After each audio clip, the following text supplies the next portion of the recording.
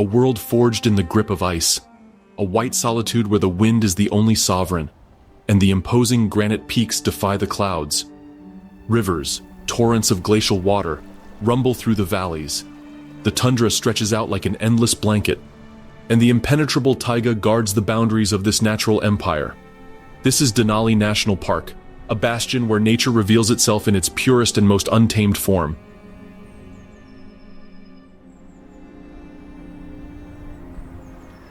Here, majestic caribou traverse the tundra following ancient routes. Dall's sheep defies gravity on the highest ledges, and the hoary marmot watches from high above on the rocky terrain. Meanwhile, the beaver alters the course of the streams, building its empire of water and wood.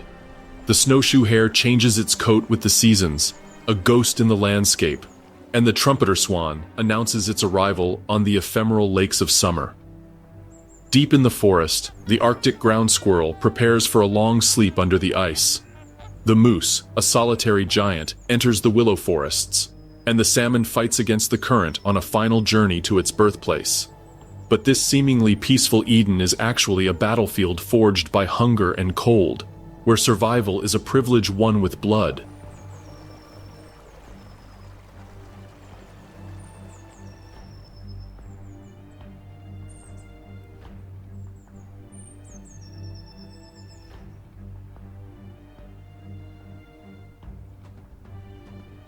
From the shadows of the taiga, the lynx emerges like a specter, a phantom hunter, whose claws are the last thing its prey feels. On the open tundra, packs of gray wolves become coordinated hordes of hunters, ready to subject the entire ecosystem to the law of their sharp bite. And in the valleys and hillsides, the great grizzly bear asserts itself with tremendous strength, capable of breaking bones with a single swipe. It's the law of Denali. Here, the strict dictatorship of the food chain is firmly imposed, and there is no room for rebellion. Located in the heart of the Alaska Range, Denali National Park covers an area of more than 24,000 square kilometers, a vast realm dominated by Mount McKinley, also known as Denali, the highest point in all of North America.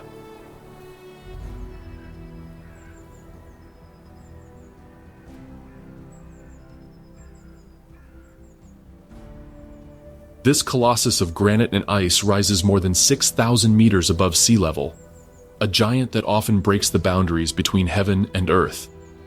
While Denali may seem like a cold white world, where ice and snow jealously dominate the entire ecosystem, the truth is that this isolated territory in the north of the planet displays several biomes, each of them a stage for wildlife.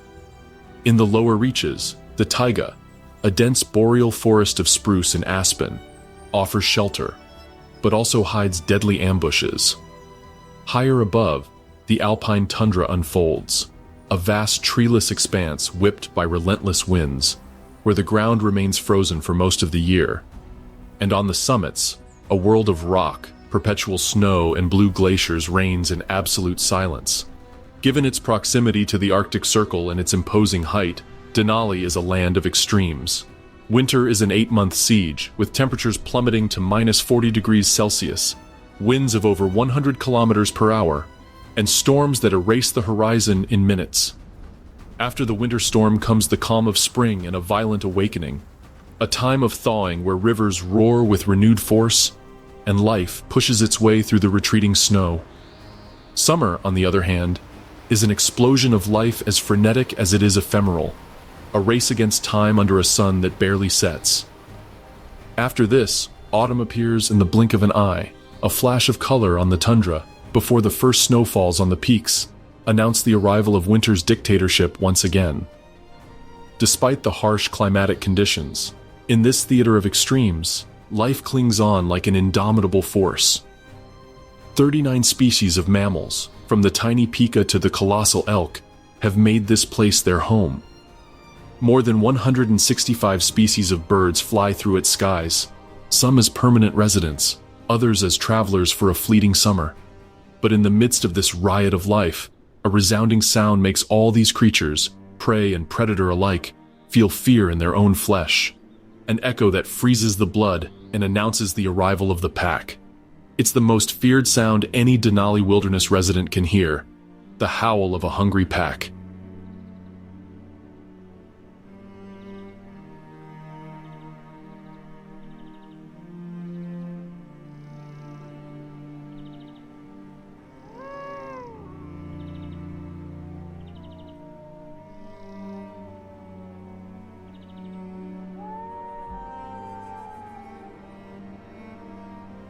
Appearing on the frozen tundra, gray wolves represent the image of a painful death for all species below their dominance in the food chain. A howl, a powerful bite, and the blood of another prey stains the white snow. Acting as a group of coordinated killers, the strength of these wild dogs lies in the pack. Weighing over 40 kilograms, and with a robust and athletic body, each of these dogs is the fruit of thousands of years of adaptation to the sub-zero temperatures found in Denali. Its fur, dyed in shades of white, brown, and gray, is a masterpiece of nature, a double coat that defies the most brutal temperatures.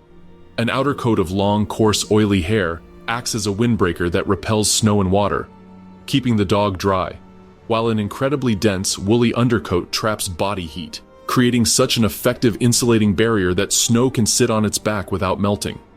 Their legs are long and powerful, ending in wide claws that function like natural snowshoes, distributing their weight to float on a white blanket that would make other species sink.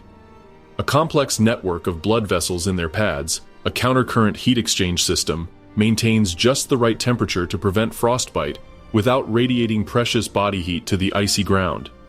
But the greatest weapon of these predators is not their individual physique, but their extreme social behavior. Made up of up to 20 members, under a strict social hierarchy, wolf packs are a strong unit, with close bonds between each canine. Led by the alpha pair, a male and a female united not only by strength but by experience, the pack operates with iron discipline. The alpha pair's right to reproduce is absolute, but their responsibility is even greater, as the fate of the entire pack depends on their decisions. Below them are the betas, high-ranking wolves who are often next in line to the throne and act as lieutenants. The rest of the pack, composed of subordinate adults and the previous year's young, fulfill specific roles, learning and contributing to group cohesion. Life in a pack is the only strategy that guarantees success in a land where prey is enormous and can kill a wolf with a single kick, and where failure in hunting is punished by starvation. When hunger strikes and the wind howls louder, the alpha male gives the signal. It's not a howl, but a subtle change in his posture, an intense gaze that sweeps over the members of his pack. The response is immediate and silent. The wolves rise from their rest in the snow in a fluid, coordinated movement. The hunt has begun.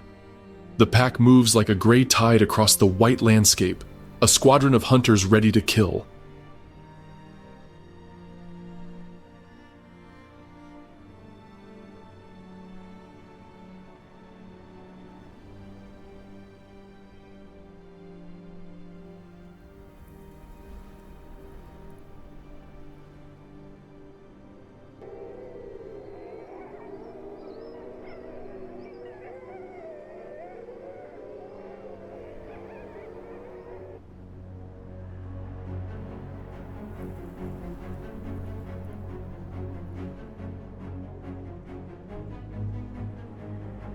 They cross the open tundra, where the icy wind burns and erases their tracks almost instantly, a place of total exposure. They then enter the dense fir forests, moving between the trees with a disturbing fluidity, using each shadow as a veil.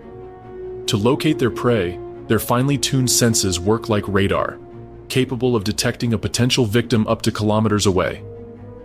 Like bloodhounds, each dog puts its sensitive sense of smell to work, trying to detect even the most subtle trace. Their ears, constantly rotating, triangulate the crunch of a branch under a distant hoof, or the distant snort of a grazing herbivore, unaware of approaching danger. For hours, the pack patrols its vast territory, an empire of hundreds of square kilometers that they defend with unwavering ferocity. Given their enormous appetite, they do not seek out just any prey, settling only for one robust enough for the reward to be worth the risk. After a marathon search, they finally find her. It is a delicious moose, a colossus weighing more than 500 kilograms, a fortress of muscle and bone crowned by formidable antlers.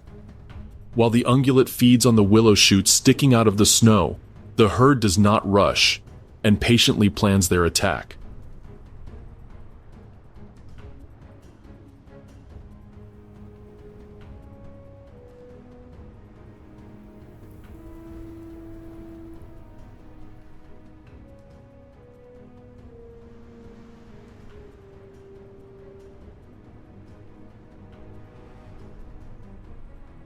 The wolves scatter, in an almost choreographed movement, surrounding the giant in a wide, invisible circle, using the terrain and vegetation to mask their advance, all without being seen, thanks to their prodigious camouflage.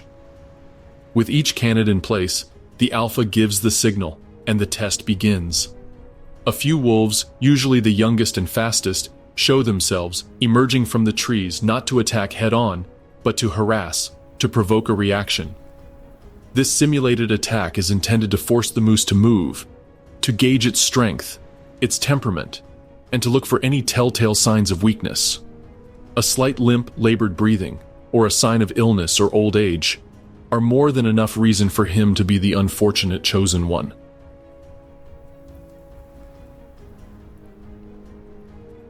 The moose, sensing the encirclement, stands imposingly, its long legs ready to launch kicks capable of fracturing a wolf's skull. The canids dance around them, a deadly choreography of feints and retreats, designed to exhaust the patience and energy of their formidable prey. Seeing what appears to be a possible escape route, the moose doesn't hesitate and chooses to flee.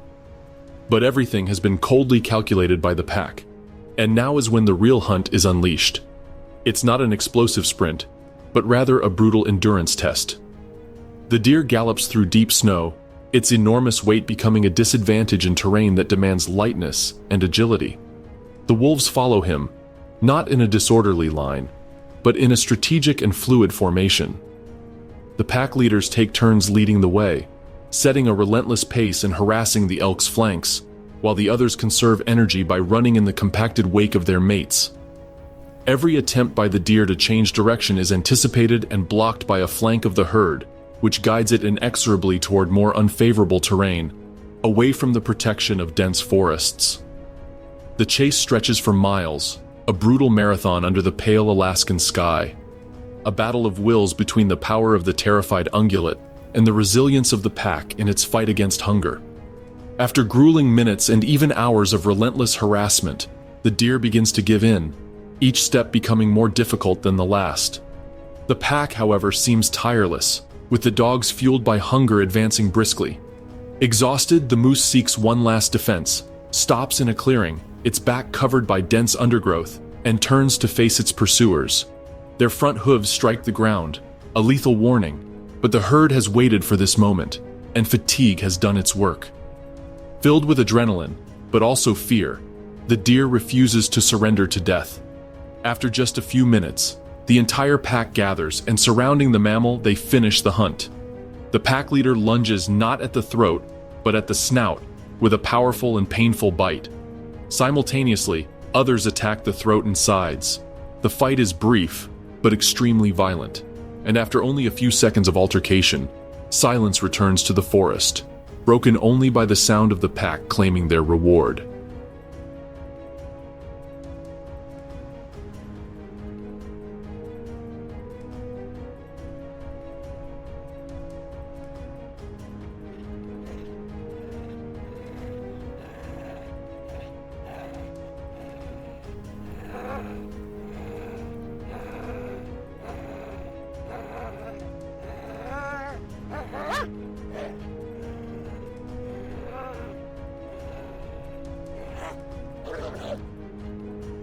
As the pack's dominance prevails in the forested valleys, at dizzying heights where air is scarce and the terrain defies life, another kingdom rises before view. This is a vertical world, an empire of rock and wind where survival depends not on the ferocity of a pack, but on balancing on the abyss. At these altitudes, the slightest misstep means inevitable death. There, where wolves dare not follow, lives a ruler of rock and snow, the Dall sheep, the watchman of Denali's peaks. weighing up to 115 kilograms in males and measuring almost 2 meters in length. This sheep is a robust and muscular creature, sculpted by the creator himself for life at high altitudes. Its pure, thick white fur glows in the Alaskan sun, a living torch against the gray rocks of summer. This blanket not only insulates him from the penetrating cold of the peaks, but when winter covers the mountain with its veil, it becomes the perfect camouflage, a disguise that makes him one with the snow. Males wear an imposing crown, a declaration of power and age, in the form of massive, deep, amber-colored horns that grow in a majestic spiral throughout their lives. These curved weapons, which can weigh more than 10 kilograms, are not just an ornament. They are a testament to battles fought, winters survived, and hard-earned status. The life of this wild mountain dweller is a constant struggle against steep cliffs and crags. In this case, their hooves are their main means of adaptation to vertical terrain. These have a hard, sharp outer edge that digs into the smallest cracks in the rock, while the concave, rubbery inner pad acts like a suction cup, providing a secure grip on smooth and inclined surfaces. This sheep moves across ledges just a few centimeters wide, where one false step means a deadly fall hundreds of meters into the void. This vertical dominance is its greatest defense, its impregnable fortress. From their rocky perches, the rams watch the valleys, ever vigilant, their sharp eyes scanning the landscape for the slightest hint of danger. When the shadow of a golden eagle falls upon the slopes, or the echo of a wolf's howl rises from the forest, the sheep do not flee across the plain, but see their safe place on high, scaling near vertical walls with an agility that defies logic. These mammals make precise leaps between rocky outcrops, reaching isolated cliffs where no land predator is able to follow them.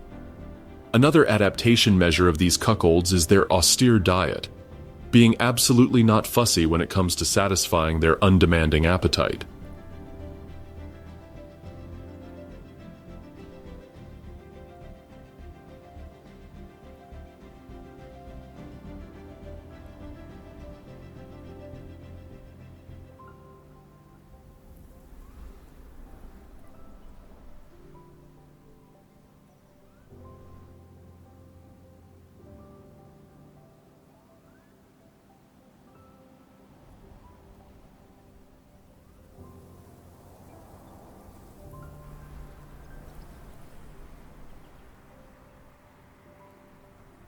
During the short, frenetic alpine summer, when Denali shows its most generous side, they feed avidly on the grasses, sedges, and flowers that sprout desperately among the rocks, accumulating fat reserves for leaner days.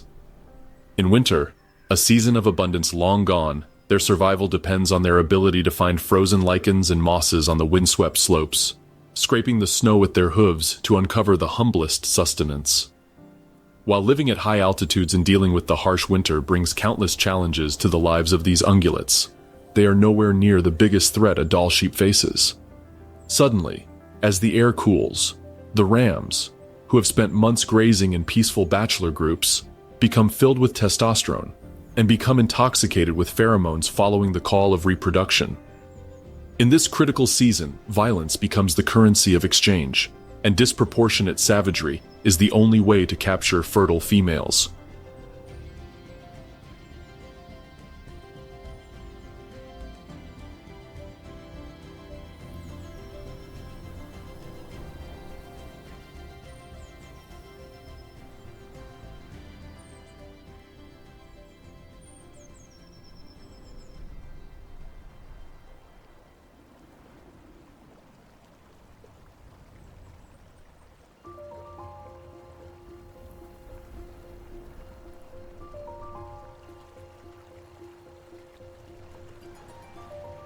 At just over a meter tall and weighing up to 30 kilograms, the American beaver is the largest rodent in North America. The beaver is wrapped in a dense, waterproof coat, a double layer of long hairs, and an insulating undercoat so effective that it protects it from Denali's icy waters, keeping its skin completely dry. Its robust, fusiform body is perfectly adapted to a semi-aquatic life. This large mammal has two long, curved front incisors, dyed a deep orange by the iron that strengthens them against wear. These teeth, which never stop growing throughout his life, are the tools with which he redesigns his world, capable of felling trees of considerable size in just a few minutes. Its wide, flat, scaly tail is a multifunctional tool. In the water, the rodent's tail functions as a precise rudder for swimming, while on land it acts as a fulcrum, a counterweight that gives it stability while it gnaws on a tree trunk. This very versatile tool even serves when besieged by a bloodthirsty predator, not to attack, but to hit the surface of the water, giving an alarm signal, alerting its entire family of an imminent threat.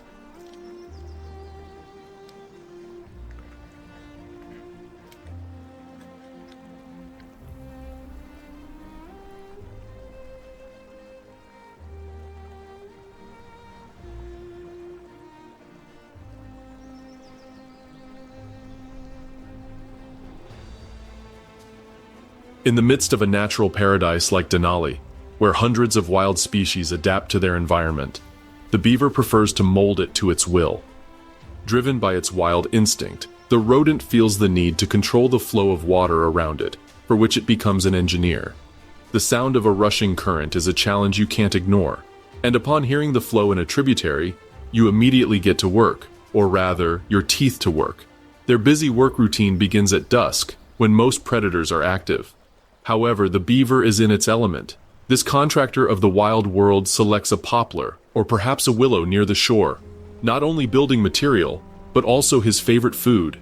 And he rears up on his sturdy hind legs, using his tail for support, and, with no time to lose, begins the methodical work of gnawing. The sound of their teeth against the wood is a constant and determined rhythm in the night, a task that can last for hours, where the most robust trees test the mammal's infinite patience.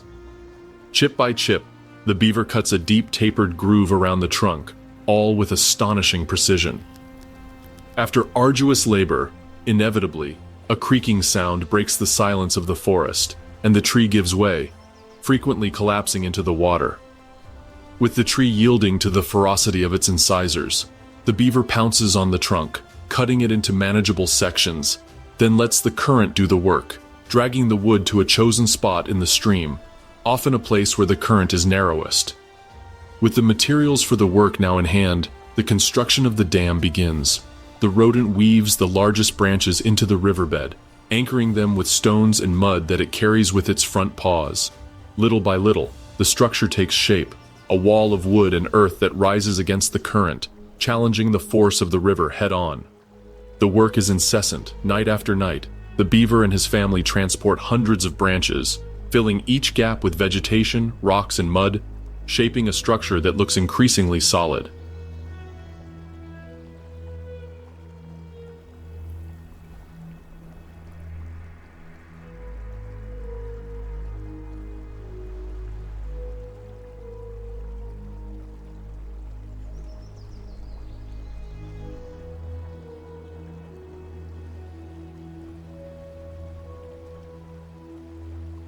The stream, once free and noisy, now becomes slow and silent.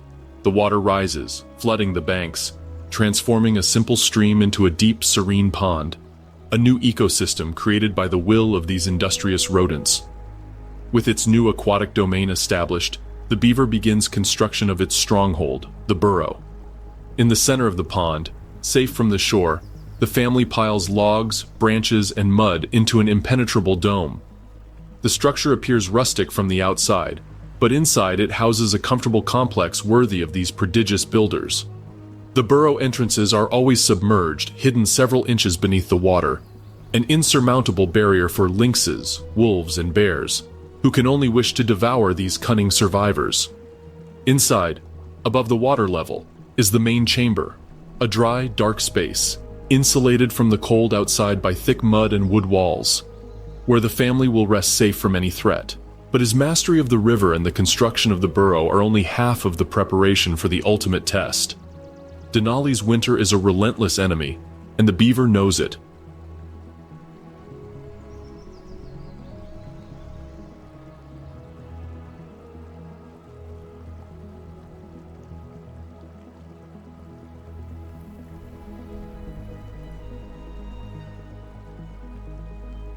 Before the first frost seals the pond's surface, it must secure sustenance for the long, dark months of confinement.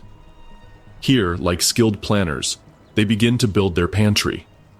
The beaver cuts hundreds of fresh willow and poplar branches, drags them to the entrance of its burrow, and anchors them underwater. Little by little, a huge pile of submerged food takes shape, a vital reserve that will be accessible beneath the thick layer of ice that will soon cover their world. When winter finally arrives and freezes the pond with a meter-thick ice seal, the beaver family is safe in their fortress. While temperatures plummet on the surface and blizzards sweep across the land, beneath the ice, their aquatic world continues. From the safety of their burrow, they glide through underwater tunnels and swim through the icy but calm water to their sturdy lair. There, the rodent takes a branch and carries it back to the chamber to feed, safe from hunger and the predators that patrol the frozen world above. When days with remotely pleasant temperatures once again take hold of the Denali ecosystem, the fruits of this tireless rodent's labor become evident. The pond he created becomes an oasis of life in the valley. Willows growing on the new moist banks attract moose. The calm, nutrient-rich water becomes home to fish and amphibians. And waterfowl, such as the trumpeter swan, find in this new wetland a refuge to nest and raise their chicks. But this explosion of life, this new banquet of resources, does not go unnoticed.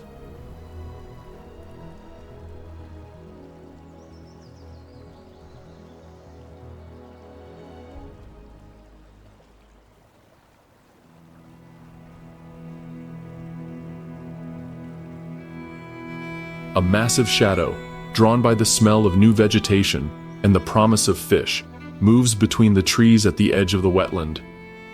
The shadow belongs to one of Denali's great solitaires. It is the black bear, a robust beast, and one of those voracious rulers of the food chain of this forgotten wild paradise. Weighing in at over 150 kilograms in males and measuring nearly 2 meters in length from snout to tail, this bear is a giant of the boreal forests, a creature that boasts unparalleled prowess in power and adaptability. Its body is covered in fur of a deep, lustrous ebony, though it can sometimes display shades of cinnamon or brown, a living blur of darkness that moves across the verdant landscape. Unlike its larger and more feared relative, the grizzly, its facial profile is straight and its snout is sharper. The black bear lacks the muscular hump on its shoulders, and its ears are taller and more pointed, giving it a distinctive silhouette. The claws on its front paws, about 5 centimeters long, are short, thick, and noticeably curved.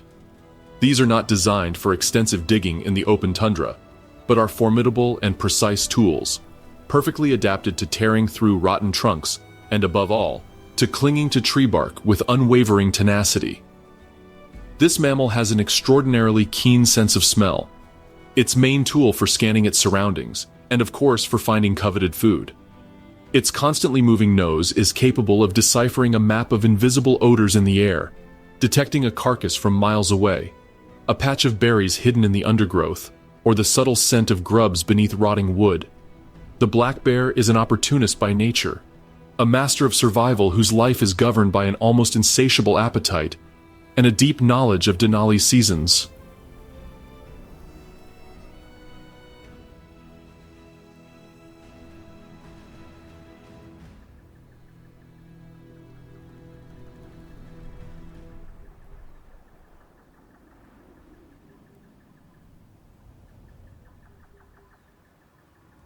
This giant is not a specialized hunter like the wolf, nor an engineer like the beaver. Rather, it is an omnivorous forager, driven by a perpetual urge to accumulate the fat reserves necessary to survive the long, brutal sleep of winter. In its grueling search for food, this black beast moves with a ponderous but surprisingly silent gait, traversing its territory without revealing its presence, each step deliberate. The bear arrives at the new pond created by the beaver, a place now teeming with life. It enters the shallow waters, a black giant disturbing the serene surface. There he remains motionless, his gaze fixed on the water, waiting for the subtle movement of a fish. With a sudden, sharp swipe of its claw, it pins a salmon to the stream bed, securing a fat-rich catch with minimal energy expenditure.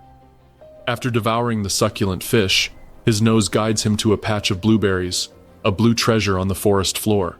With a delicacy that belies its immense size, the bear uses its flexible lips to pluck berries from the branches one by one, ingesting hundreds of them in minutes, with hardly any damage to the plant. Their search is constant and varied, not leaving even a millimeter of the forest unexamined. With its powerful claws, the bear flips over a rotten log that has been lying on the ground for decades, revealing a bustling colony of ants and their larvae. Its long, agile tongue takes care of the rest, lapping up the nutritious protein source with astonishing efficiency. But the black bear's opportunism is defined as much by what it seeks as by what it avoids. While patrolling the edge of a stream, a different smell stops him in his tracks. It's a denser, heavier scent, imbued with a power he knows instinctively.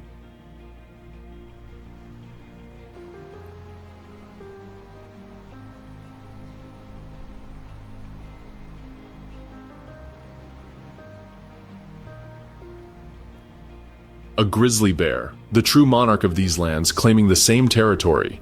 The black bear doesn't hesitate for a moment. And aware that a direct confrontation would mean certain annihilation, without thinking, in a burst of speed that belies its size, the bear runs towards the nearest tree, a giant fir.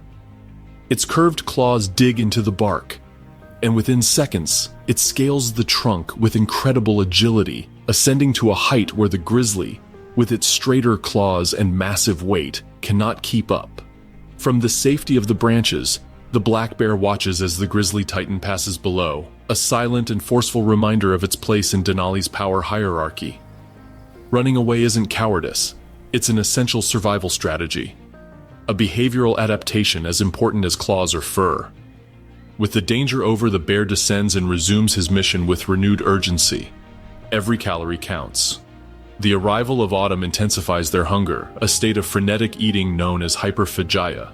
Knowing that time is running out, each day he must consume thousands of calories to build the thick layer of fat that will sustain him through the 8 months of winter lethargy.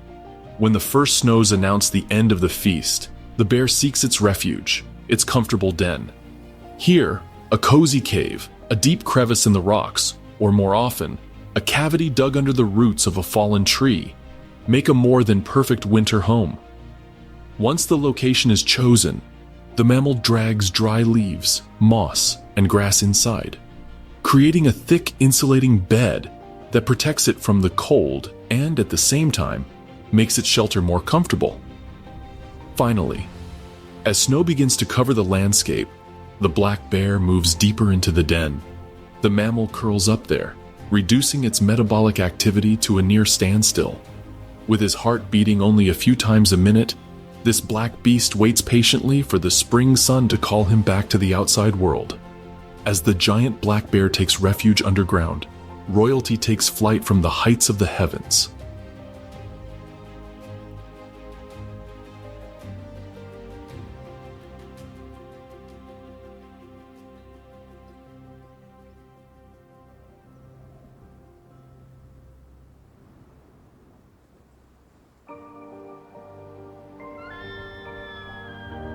With a wingspan exceeding 2 meters, the golden eagle appears on the horizon with its imposing presence, like a shadow that casts terror over the hillsides. Covered in beautiful, deep, dark brown plumage, this bird of prey soars high above, making it almost impossible to go unnoticed. The bird's nape and crown are bathed in the golden hue that gives it its name, a flash of gold against the darkness that is only visible when sunlight shines directly on it. Its sharp, penetrating eyes are its main weapon. Thanks to these, when flying high above the ground or perched on a remote cliff, the eagle is able to carefully scan the horizon in search of prey. The beak of this winged hunter is a sharp and powerful keratin hook, designed not only to tear flesh, but to sever tendons and break small bones with a single motion. Meanwhile, its sturdy, strong legs end in sharp black claws, a set of lethal weapons capable of exerting crushing pressure. This bird's domain is not a territory of valleys or forests, but the sky itself, a three-dimensional immensity that it navigates with absolute mastery. The golden eagle uses the rising air currents that form on mountain slopes called thermals to gain height without barely flapping its wings. His flight control is absolute. The primary feathers at the tips of its wings adjust individually, making subtle movements that allow it to remain stable in turbulent winds, or turn with pinpoint precision. When hunting, thanks to its enviable vision, where other creatures only see a rocky slope miles away, the eagle distinguishes the pattern of a marmot's fur, the twitch of a muscle in a hare's leg, or the vulnerability of a sheep in a flock. The winged hunter ignores the large caribou and the robust adult rams grazing below. Their attention is focused on the highest ledges, the realm of the Dall sheep, where the females care for the youngborn in the spring. The eagle looks for one thing: a gap in the defense, a momentary mistake, and he finds it.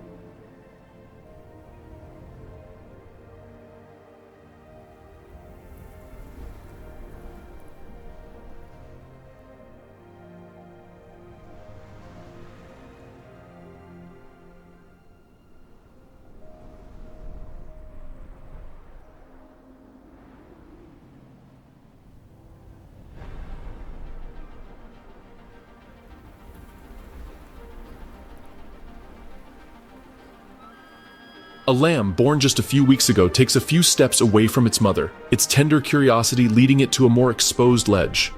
For several minutes, the eagle watches not only the lamb, but also its mother, the land, and the wind.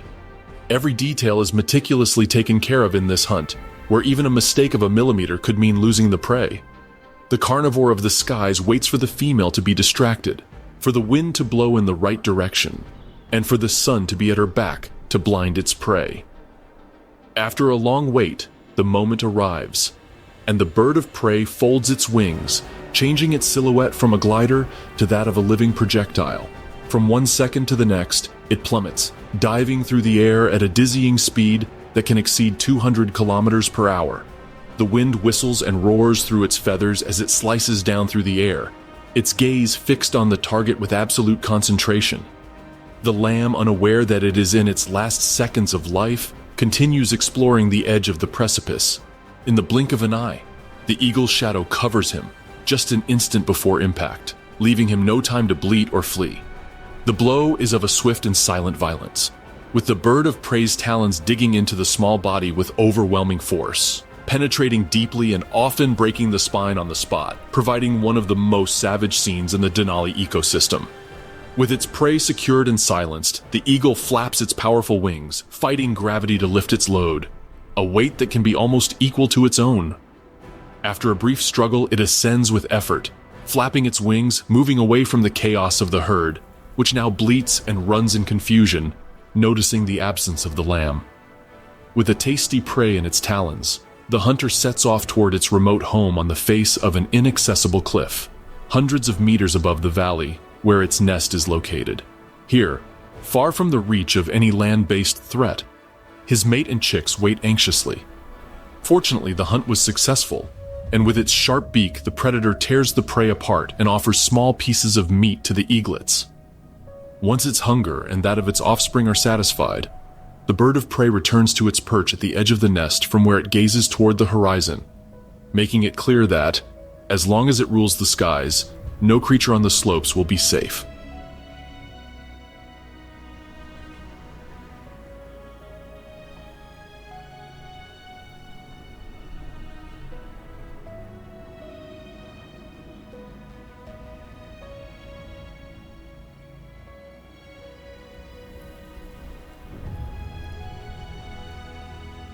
Precisely on the other side of the mountain, one of the wild species that, when faced with the presence of the golden eagle in the heights, is quick to seek refuge, are the tiny hoary marmots, weighing up to 14 kilograms in the fall and measuring up to 80 centimeters in length. This is, along with the beaver, one of the largest rodents in North America. Despite their harmless, even cute appearance, these marmots clearly demonstrate that you don't need to be a ferocious bird of prey or a huge bear weighing hundreds of pounds to survive the hostile Denali. The marmot's thick, coarse coat gives it its name, with a silvery gray coat over its shoulders and back that glistens in the sun, while its belly and legs are a reddish-brown. Their legs are short and muscular, armed with thick, curved claws, not designed for combat, but for a more vital purpose, digging through the hard, stony soil of their alpine domains. Unlike the solitary predators that stalk Denali, the marmot's survival depends on unity. on the strength of the colony. These rodents live in close-knit family groups, often consisting of a dominant adult male, several females, and their offspring of various ages, who remain in the group for several years before dispersing. Like beavers, these skilled survivors aren't content with a modest home, and use their efficient claws to shape a complex underground fortress, a whole network of burrows. The tunnel system can extend for tens of meters beneath the boulder fields, connecting multiple entrances and exits with sleeping chambers and a deeper, more secluded central chamber. This underground city is their refuge from predators, the midday heat, and, of course, the deadly cold of winter. During the brief, frenetic summer months, colony life is a cycle of feeding, social interactions, and vigilance. The youngsters engage in playful wrestling, rolling in the grass as they learn the social and combat skills they will need. Adults greet each other by touching noses and cheeks, reaffirming the bonds that hold the colony together.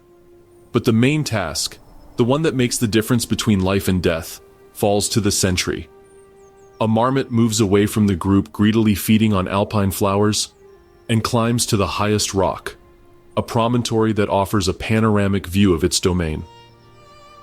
In this privileged position, the lookout remains upright and motionless, his dark eyes tirelessly scanning the sky for the silhouette of an eagle and the hillsides attentive to the slightest sign of the presence of a stealthy fox. This exhaustive work is not an act of individual courage, but rather a communal responsibility. This role is rotated among the members of the colony so that everyone has a turn to feed in peace. With his absolute attention and a tense posture, suddenly, the sentry freezes. He has detected movement in the distance, a red fox stealthily advancing among the boulders, using each rock as cover. The lookout inhales deeply, his body swells, and a high-pitched, piercing and powerful whistle emanates from his lungs, resonating throughout the hillside. It is the alarm, the cry that announces the imminent danger and the location of the threat. The colony's reaction is instantaneous, an explosion of coordinated movement. And suddenly, the feast of flowers and herbs comes to a screeching halt. Dozens of marmots run in terror, moving with unexpected agility among the rocks, heading for the nearest burrow entrance. In a matter of seconds, the once vibrant landscape becomes completely deserted and silent, with the hungry fox watching as its prey in the blink of an eye has vanished.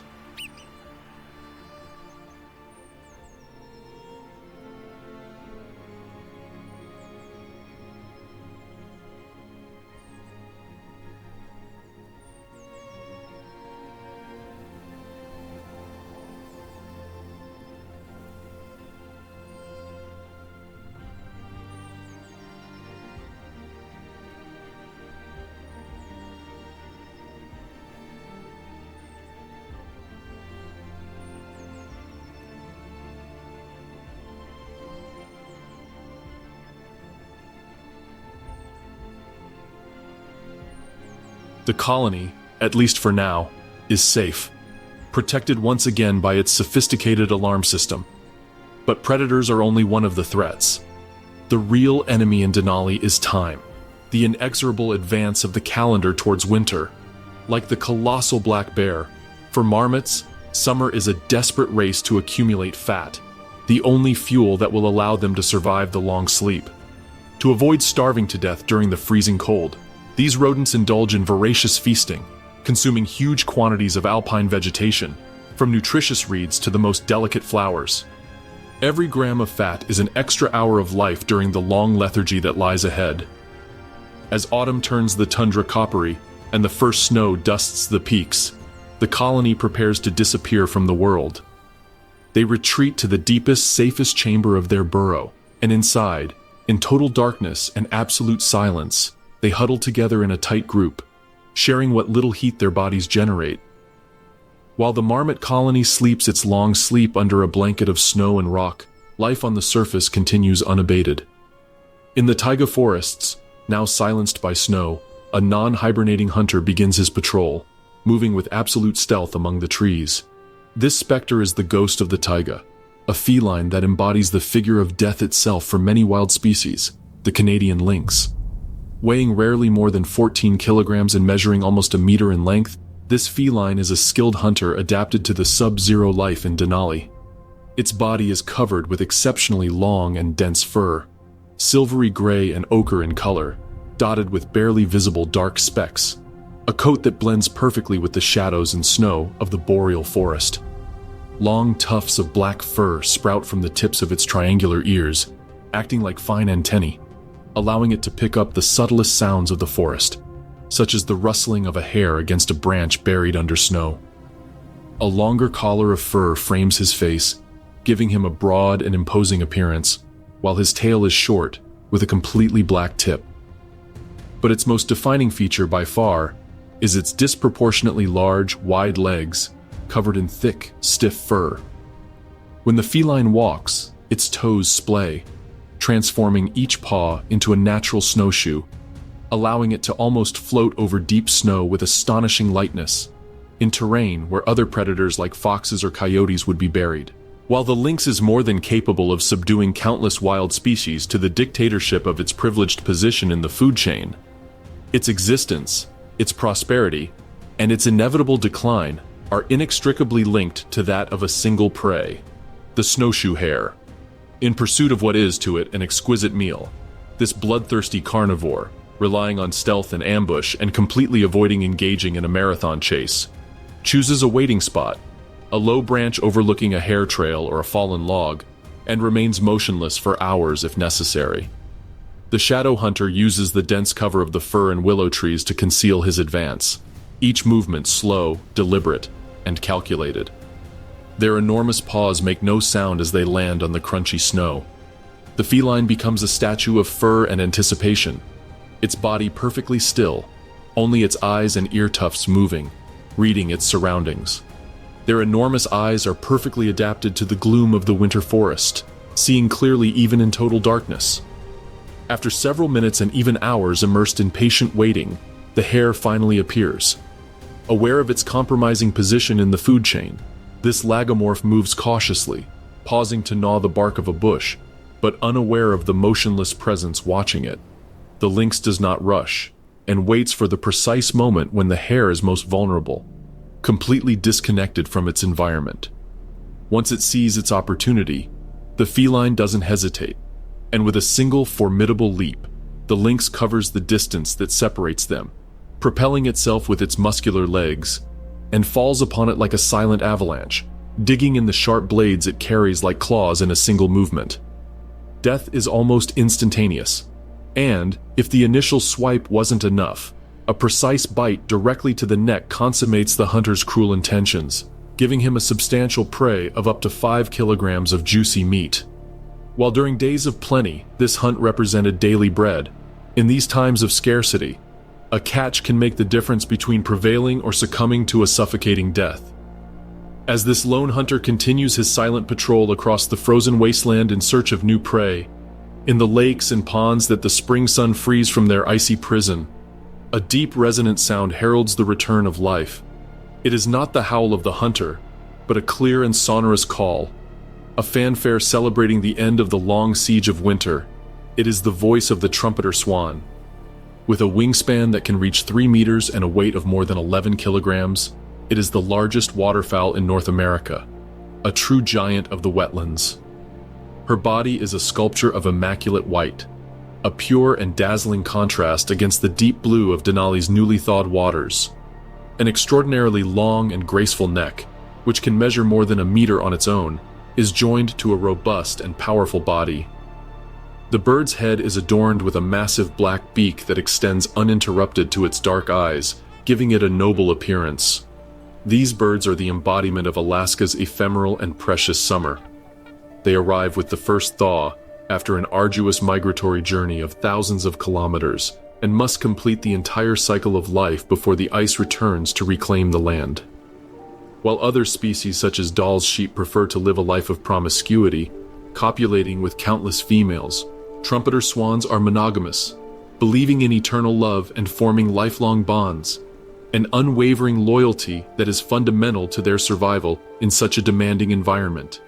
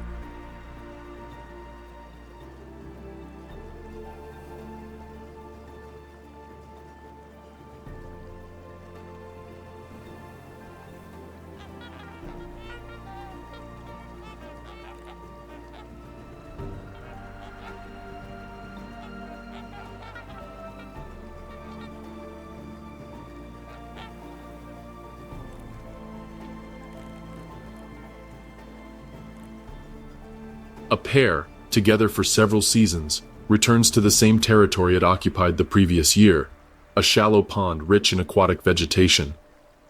They greet each other with a ritual of grace and power that reaffirms their bond, and they swim in front of each other, their wings slightly raised, beginning a synchronized dance.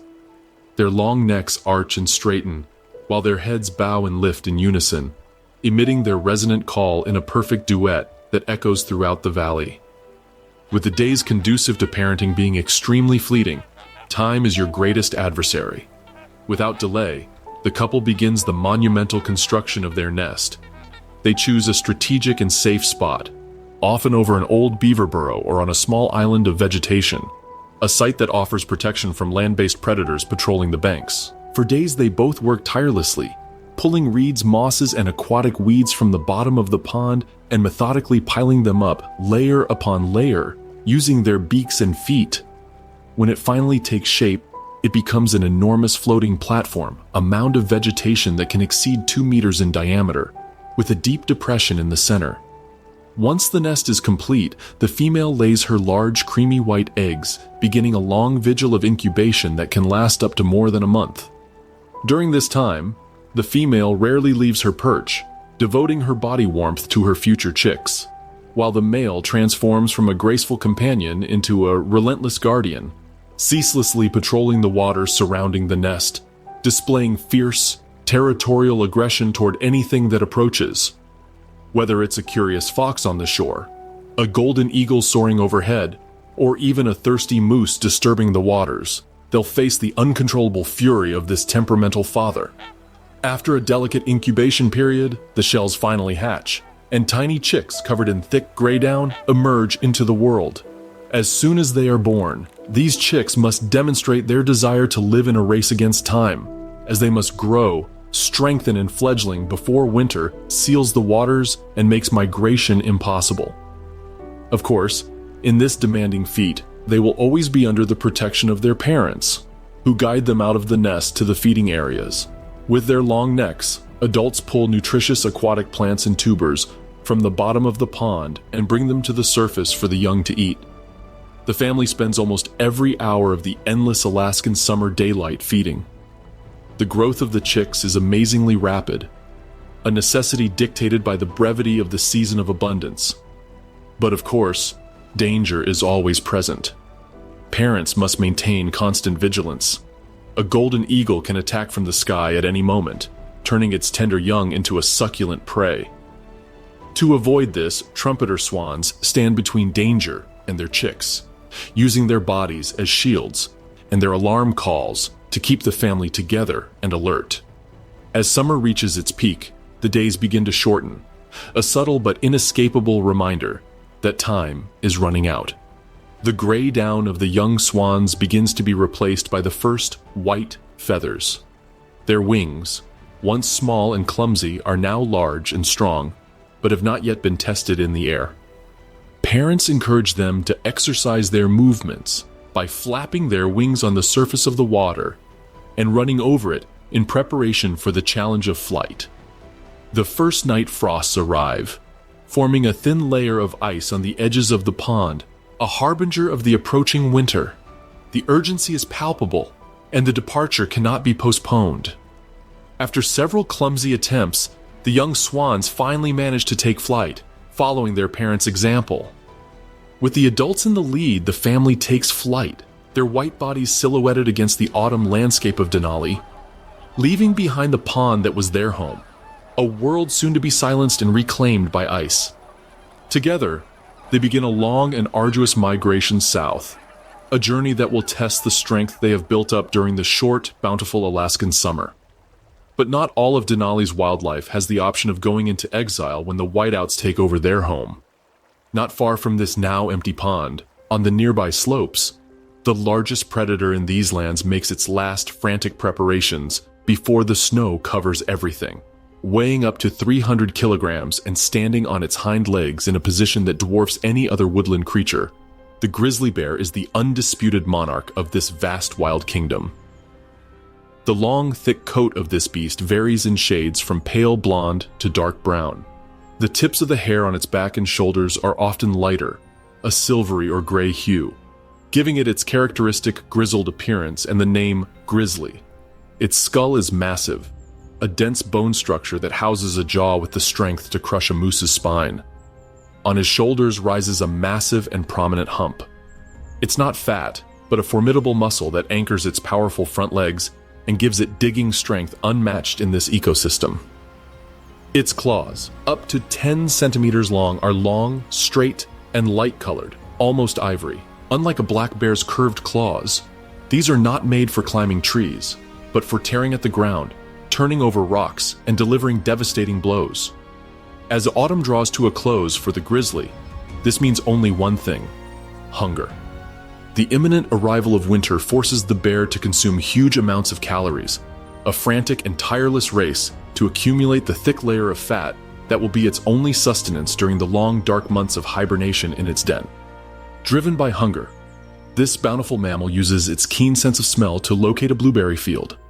Unlike other, more delicate eaters, the grizzly devours the entire plant, ingesting berries, leaves, and stems in large gulps, maximizing intake in the shortest possible time, an act that demonstrates brutal efficiency. But to satisfy its endless appetite, berries are not enough, so the brown titan needs the rich roots hidden beneath the tundra. The bear stops in a meadow and begins to dig. Using its formidable claws, the bear scratches and tears the ground, turning over huge chunks of earth and vegetation with frightening ease. In just a few minutes, he has plowed a strip several meters wide, digging up the coveted roots and greedily consuming them, leaving behind a devastated landscape as his personal signature. His tireless search for sustenance leads him to a rocky hillside, home to the Arctic ground squirrels. The grizzly detects the entrance to a burrow and does not hesitate. In a fit of rage, the colossus dismantles the hillside, digging with terrifying speed and force until the network of underground tunnels is exposed, leaving its inhabitants at the mercy of the bloodthirsty intentions of this omnivore. But even with his stomach full, the urge doesn't stop. The smell of death travels on the wind. A caribou, perhaps the victim of a fall or an abandoned attack by a pack of wolves, lies in a clearing. It's a priceless prize before the long winter, a massive concentration of fat and protein. The grizzly approaches the carcass, ready to claim its feast. But he is not alone. Another male grizzly, a formidable rival of similar size and power, has arrived on the scene, lured by the same promise of sustenance. Since sharing is not an option, the air immediately becomes charged with palpable tension. There is no room for two monarchs at the same banquet. Before unleashing their fury in physical combat, the two giants size each other up, walking slowly in circles around the carcass with a stiff, menacing gait. Their heads are lowered, and their lips are drawn back to reveal massive, yellowish fangs. A low, guttural growl emanates from his chest, a deep vibration that seems to make the ground tremble. It's the final warning, but neither of them backs down, knowing full well that this shell can make the difference between seeing the sun in spring or becoming another of winter's victims. Without further ado, these beasts launch themselves at each other in a clash of almost half a ton of muscle and fury. They rear up on their hind legs in an instant, lashing out with swipes capable of tearing through thick skin and muscle. Their jaws make no secret of their intentions, opening and closing again and again, seeking a grip on their opponent's neck or shoulder. It is not a ritualized combat. It's a brutal, no-rules battle for the right to survive the winter. The sound of their roars and the clash of their bodies echoes through the valley, a clash of titans that silences all other creatures.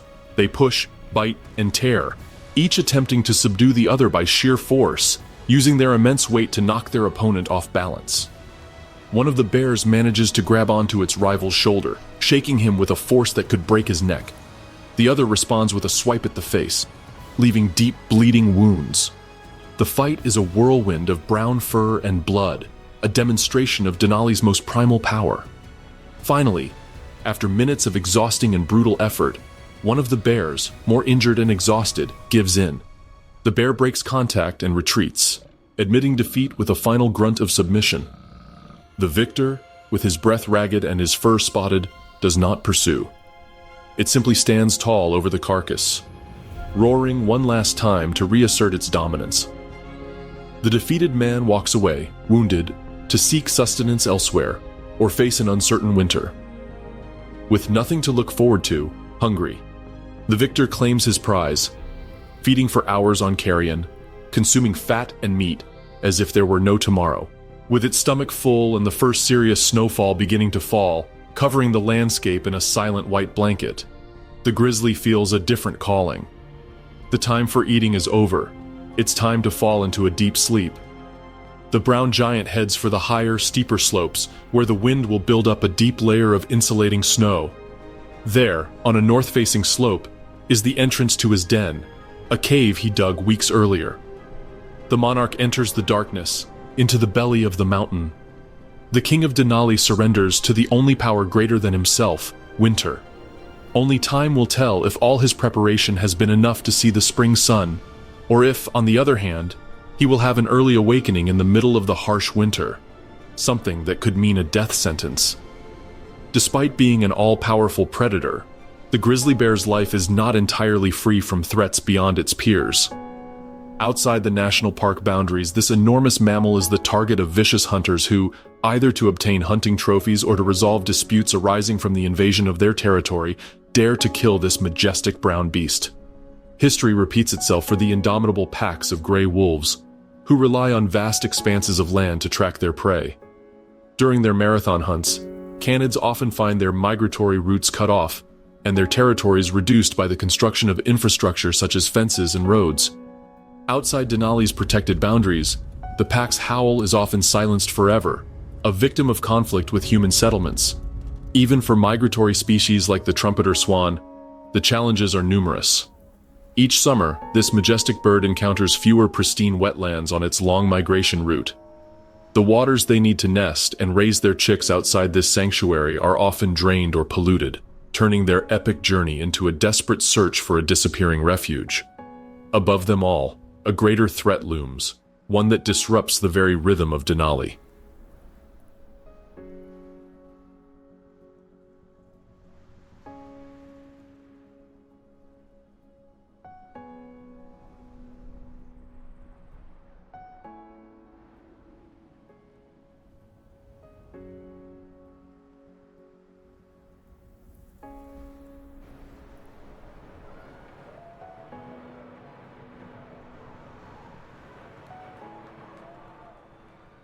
Climate change is increasingly altering the dynamics of the seasons, shortening winters and melting glaciers at an accelerated rate, desynchronizing the delicate ballet of life. This causes flowers to bloom prematurely, and prey and predators to battle on an increasingly unpredictable schedule. But in the midst of uncertainty, there is hope. Denali National Park itself is a bastion of wildlife, a refuge for wild species. Its more than 24,000 square kilometers are a promise, a protected sanctuary where wildlife can still govern itself by its own rules. Here, research teams monitor bear and wolf populations, studying their movements to ensure their future. Furthermore, strict regulations are implemented to minimize the impact of external presence, allowing this world to remain untamed. In Denali, every bighorn sheep that climbs a bluff, every beaver that builds a dam, and every lynx that survives starvation is a testament to nature's incredible resilience. Have you been amazed by the untamed wild creatures of Denali National Park? If so, don't forget to leave us a like and tell us in the comments which of these species was your favorite. To make sure you don't miss any of our future expeditions to the wildest corners of the planet, subscribe to our channel and activate the notification bell.